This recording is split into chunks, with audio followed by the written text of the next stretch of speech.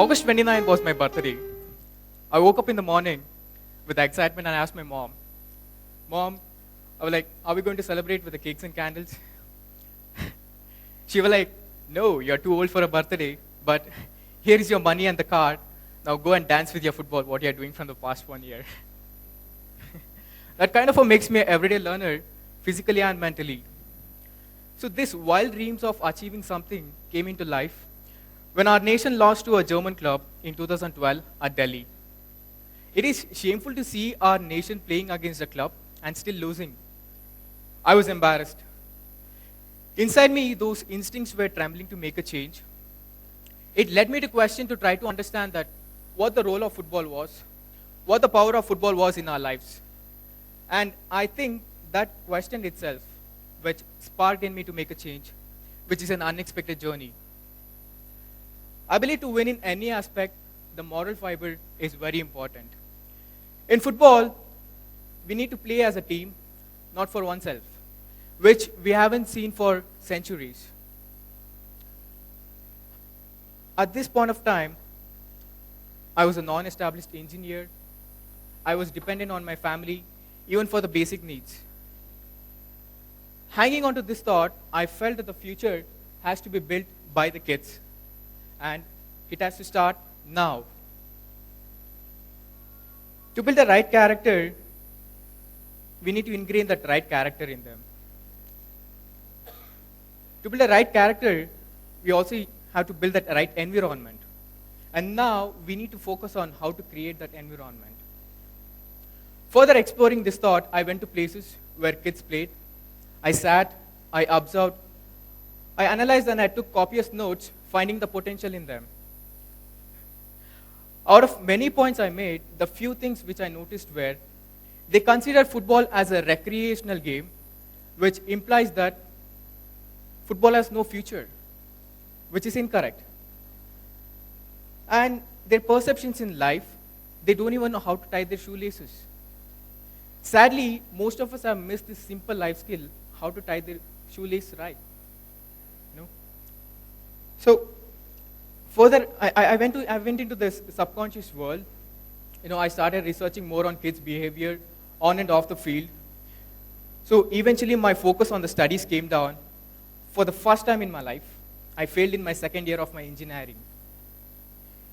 Now, here is the irony, My parents, they were devastated.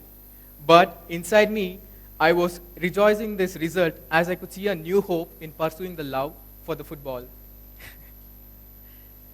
So at this part of my life, I was a failure, I was dependent, I was young, and I had no experience in how to teach the kids. However, I took this interest and I went to schools and academies explaining what I had to do. But yet again, I was a failure with the rejections. Now I was scared, Now I was so scared that even if I'll see my own future with this. And I think these are the adversities which gave me more courage to show these people which they haven't seen in anyone. So I started to improve my technical football skills through freestyling. So after many days of hard practice, I came up with this football video.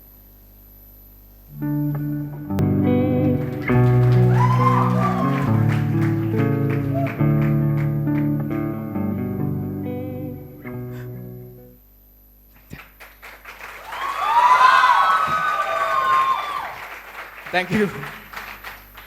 So this video, I started to share in the community, explaining the football interest once again. This time, it actually worked. At the age of 20, I was considered as a football coach in an academy. I was very happy now, I started to work with the kids. I started to learn more. And eventually, working with the academy, I was disappointed with their working structure. Because this academy, they want to make money, and they think that kids should not play with the football shoes as they wanted to maintain their football ground. And technically, they weren't good either. My opinions there were suppressed. I couldn't continue my football show anymore. I had to quit the academy. Quitting the academy, I came out with a learning experience. Soon, I created my own football curriculum, where I started to create my own workshops in several schools. You know. Till now, I have taught more than 60 football kids, which has been a mutual learning experience. Here is the one more irony. In spite me being an engineering failure, I taught football for the scientists who happen to come from the country's best research institutes. You know. Thank you. So along with this, I even also got I got a chance to keep in touch with the local football community through tournaments. I started representing myself as a football referee. You know. Now, from a failure, I was a coach, I was a football referee, and I was also a football freestyler. Soon, even my football freestyles were recognized, and I started giving shows. I represented Bangalore football freestyle in Chennai for a Red Bull event. You know, I also gave a football freestyle show in Bangalore in a Karnataka stadium in front of thousands of people. Soon, with this, you know, I started to get media's attention. I started to appear on newspapers and TVs, you know, and I started to earn. I was really happy, you know, as I could see my happiness through the failure itself. But at the end of the day, I thought, what is the purpose of my life? What am I going to do in the star city? And what about those obscure places where kids are living, willing to play, and deserve to play like everyone? You know? So now, if you see, these two guys who happen to come from an orphanage have been selected for a club, and they're going to play in front of the same society who have left them uncared. They're going to play in the Karnataka football stadium.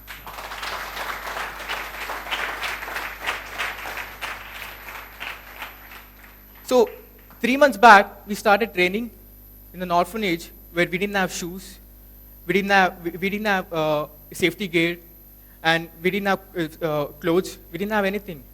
But I could see their hunger to learn this football. But sadly, we didn't have the resources that time.